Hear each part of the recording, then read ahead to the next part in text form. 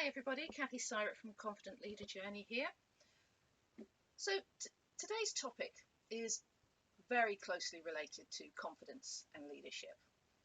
And it's one of the things that so many people who are new to leadership or even experienced leaders say to me, is they find it very challenging to have some of those difficult conversations with people, to converse with people they feel uncomfortable with, where they might have to be giving some feedback about something or commenting on something that needs to change, and about how you have those conversations without upsetting people. And this is a great one because it really links in to the whole diversity discussions we've been having. So many times I will hear managers say to me that it's just common sense. And as you know, I've talked about common sense before. Why didn't they do this? It would be just common sense to do it this way or say it this way. It's just common sense to fill out the paperwork. It's just common sense to phrase things this way when you're talking to a senior person. And in the previous vlog, I've talked about how common sense is actually something that's culturally dependent. And I used the example of, in a lot of Western cultures, it's common sense to make eye contact when you're talking to someone, and that's the respectful thing to do. And if you don't make eye contact, you're being shifty and untrustworthy. However, I mentioned that in several other cultures around the world, making direct eye contact is considered confrontational, aggressive, and inappropriate. And in fact, side-by-side positioning is considered the respectful alignment for conversations. So, as leaders, one of the first things we need to be aware of is that a lot of things we think are common sense actually aren't. And there's a lot of leadership stuff out there which we have to learn and in some cases relearn. So in this video, I wanted to focus on a couple of tips for having conversations that should boost your confidence in having them, because they make these conversations so much easier. And the two words I'm going to give you are behaviour and evidence. You might think behaviour and evidence, this sounds like a court case. But actually, when we have conversations with people about things we want them to change, we often talk in terms of generalities, assumptions, judgments, and interpretations. So I'll give you some examples that I've heard recently when I've been sitting in on some coaching sessions that managers have been having with their teams. So, for example, one I was in recently, the manager brought the person in, sat them down and said, okay, so we're here to talk about what's working well in your job and what we can improve. And the person started off talking about things they'd done well, and the manager, yes, reinforced those things. And then it got to where things could improve. The person came up with a couple of ideas, and the manager started using quite judgmental phrases about things. So the person said, well, I do need to improve my timekeeping, okay, and my time management. And the person said, yes, you are disorganized, and of course that causes problems. So we went from someone saying they needed to manage their time to a manager interpreting that as, you are disorganized. Now, do you see the difference? The employee was talking about, I need to manage my time. The manager turned that into a personal judgment that the person was disorganized. How interesting.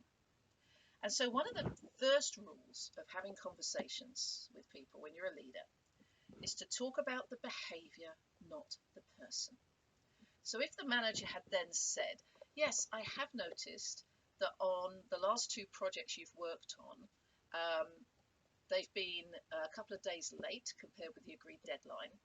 And on the timekeeping front, yes, you were late for some meetings this week. So help me understand what's going on.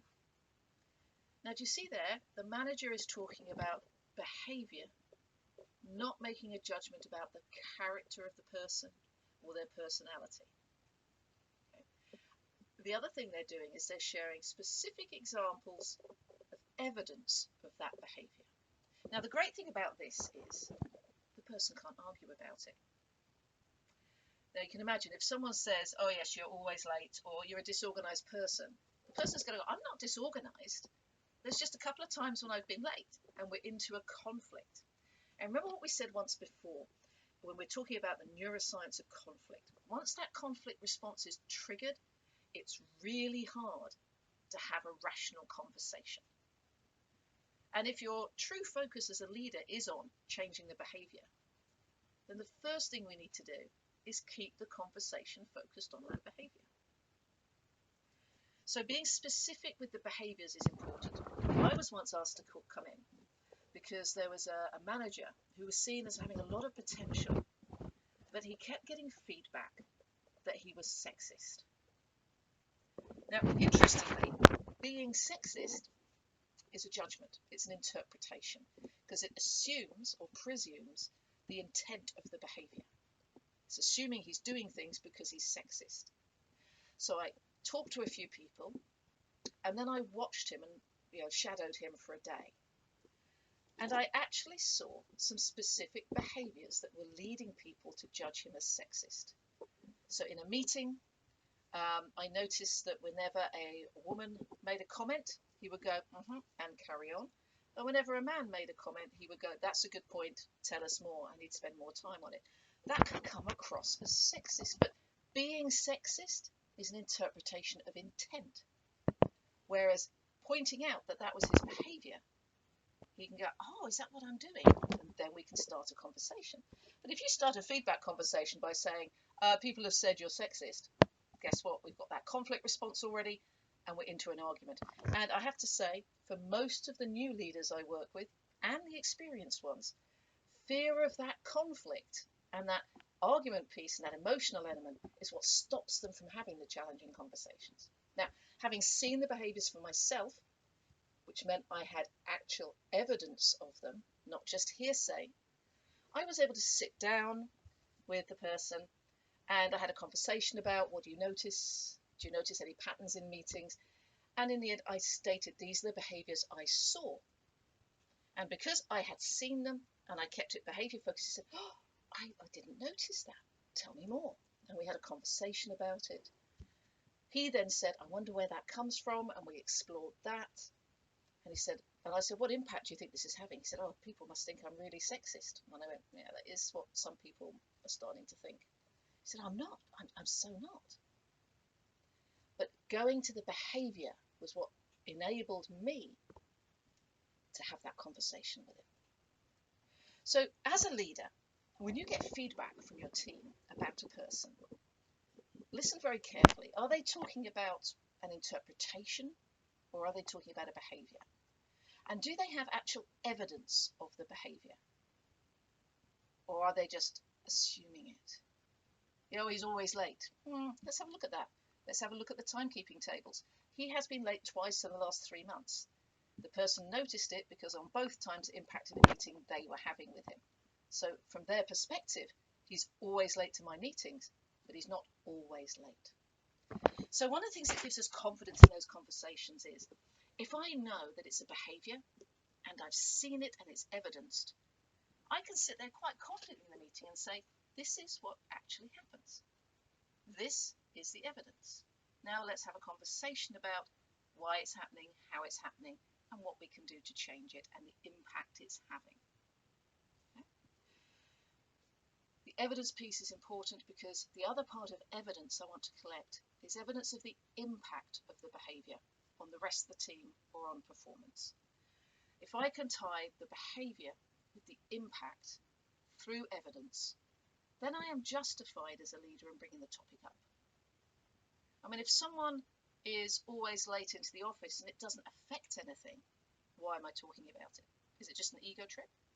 However, if being late is having an impact on the team, that we've got some young apprentices and they're starting to think that timekeeping doesn't really matter, and in their job it's actually really important, then it's a legitimate thing to have a conversation about with the person. And I then feel confident talking to them about it. So there you go. This blog's focus is very much on to be confident as a leader in having those conversations. We need to focus on behaviour, not judgment, and we need to have evidence of the behaviour and of the impact of that behaviour. Then we can have a conversation without triggering the conflict response, and it will be a very different dynamic in that conversation. If you want more information, track me down. The Confident Leader Journey website is up. We do have a Confident Leader Journey Facebook page. Actually, the group, the Confident Leader Journey community, is your go-to place. Join that group and you can ask questions and everything there. So I hope you find this helpful. Kathy Syrett from the Confident Leader Journey, and I'll see you soon.